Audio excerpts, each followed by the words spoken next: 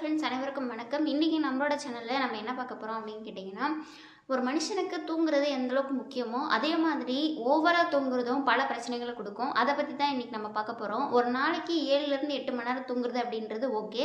ஆனால் அதுக்கு மேலேயும் 10 மணி நேரம் 12 மணி நேரம் தூங்கும்போது நம்மளுக்கு என்ன மாதிரியான ஹெல்த் இஷ்யூஸ் வரும் அப்படின்றத இன்னைக்கு வீடியோவில் வந்து பார்க்க போகிறோம். இது நிறைய பேர் கண்டிப்பாக யூஸ்ஃபுல்லாக இருக்கும். மறக்காமல் வீடியோ கடைசி வரைக்கும் பாருங்கள்.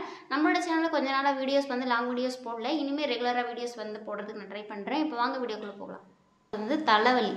ஒரு சிலருக்கு பின்மண்டை வலி, புருவத்தில் வலி, ஒற்றை பக்க தலைவலி அப்படின்னு சொல்லிட்டு நிறைய பிரச்சனைகள் இருக்கும். ஆனால் அவங்க வந்து ஒரு விஷயத்தை கவனிக்க மாட்டாங்க. நம்ம அதிகபட்சமாக தூங்குறோமா அப்படின்றது அதுவும் ஒரு காரணியாக இருக்கலாங்க. நீங்கள் அதிகமாக தூங்குறீங்க அப்படின்னா உங்களுக்கு இந்த தலைவலி, அப்புறம் வந்து ஒற்றை பக்க தலைவலி, முக்கியமாக அந்த மைக்ரேன்னு சொல்லக்கூடிய ஒற்றை பக்க தலைவலி நிறைய பேருக்கு வர்றதுக்கு வாய்ப்புகள் இருக்குது. அடுத்து பார்த்திங்கன்னா கார்டியோவாஸ்குலர் டிசீஸ் அப்படின்னு சொல்லக்கூடிய இதய சம்மந்தப்பட்ட நோய்கள் வர்றதுக்கு வாய்ப்புகள் இருக்குது நம்ம எப்போவுமே தூங்கிட்டே இருக்கும்போது. ஓகேங்களா? அடுத்து பார்த்திங்கன்னா இந்த மாதிரி நீங்கள் தூங்கிட்டே இருக்கும்போது ஃபேட்டிக் அப்படின்னு சொல்லியே இருப்பாங்க, ஒரு ஆக்டிவ் இல்லாமல் இருப்பாங்க. இதுவும் ஒரு பெரிய பிரச்சனை அதிகமாக தூங்குறவங்களுக்கு. ஒரு சிலர் ரொம்ப நேரம் தூங்கிட்டே இருப்பாங்க, சாப்பிடுவாங்க உடனே தூங்கிடுவாங்க, சாப்பிடுவாங்க கொஞ்ச நேரம் வாக் கூட பண்ண மாட்டாங்க, உடனே தூங்குவாங்க. அந்த மாதிரி இருக்கிறவங்களுக்குலாம் பார்த்தீங்கன்னா வெயிட் கெயின் இன்க்ரீஸ் ஆகிறதுக்கு நிறைய வாய்ப்புகள் இருக்குது. வெயிட் இன்க்ரீஸ் ஆகிறதுக்கு ஏன்னா நம்மளோட வயிற்றுலையும் சரி நம்ம உடம்புலையும் சரி மெட்டபாலிக் ஆக்டிவிட்டிஸ் சரியாக நடக்கலை அப்படின்னா நம்மளுக்கு நம்ம சாப்பிடக்கூடிய ஃபுட்டோட அந்த இதுன்றது அப்படியே உடம்புல தங்கிடும், எந்த ஒரு இதுவுமே இருக்காது. அப்போ என்ன ஆகும் அப்படின்னு கேட்டிங்கன்னா ஈஸியாக வெயிட் கெயின் ஆவாங்க, ரொம்பவே weight gain over weight gain ஆகிறதுக்கு நிறைய வாய்ப்புகள் இருக்குது. அடுத்து பார்த்திங்கன்னா நம்மளோட கான்சன்ட்ரேஷன், நம்ம எந்த ஒரு வேலை செய்கிறதா இருந்தாலும் அதுக்கான கான்சன்ட்ரேஷனோ இல்லை நம்மளுக்கு மெமரி பவரோ கம்மியாகுது ரொம்ப தூங்கும்போது. இது வந்து சயின்டிஃபிக்காகவே வந்து சொல்லியிருக்காங்க. இந்த மெமரி பவர் இன்க்ரீஸ் ஆகணும் அப்படின்னா லிமிட்டடான தூக்கம் இருக்கணும், அதுக்கேற்ற ஆக்டிவிட்டியும் இருக்கணும்.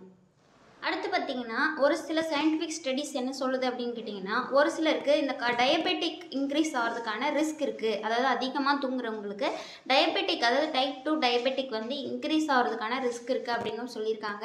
இது வந்து நம்ம ப்ராக்டிக்கலாக பார்த்தது கிடையாது, ஒரு சில சயின்டிஃபிக் ஸ்டடீஸில் சொல்லக்கூடியது. இது மட்டும் இல்லாமல் முக்கியமான ஒரு மனநல பிரச்சனையான இந்த நம்ம சொல்கிற டிப்ரெஷன்னு சொல்லுவோம் இல்லைங்களா, மன அழுத்தம். இந்த மன அழுத்தம் பார்த்திங்கன்னா இந்த தூக்கத்தோடு ரிலேட் ஆனது.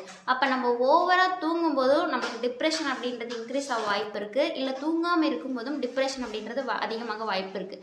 லிமிட்டடான தூக்கம், போதுமான நம்ம வெளியே போகிறது வர்றது, நம்மளோட ஆக்டிவிட்டீஸ் அதிகமாக இருக்கும்போது தான் டிப்ரெஷனை நம்ம வந்து குறைக்க முடியும் அப்படின்றதும் ஒரு உண்மையான ஒரு விஷயம். அடுத்து பார்த்திங்கன்னா ரொம்ப தூங்குறவங்களுக்கு ஒரு சிலருக்கு பேக் பெயின் வர்றதுக்கு நிறைய இது இருக்குது. பேக் பெயின் வர்றது, நம்ம உட்காந்துட்டு இருக்கும்போது டிஸ்கம்ஃபர்டபுளாக இருக்கிறது, இந்த பிரச்சனை வந்து ஒரு சிலருக்கு ரேராக வர்றதுக்கு நிறைய வாய்ப்புகள் இருக்குது.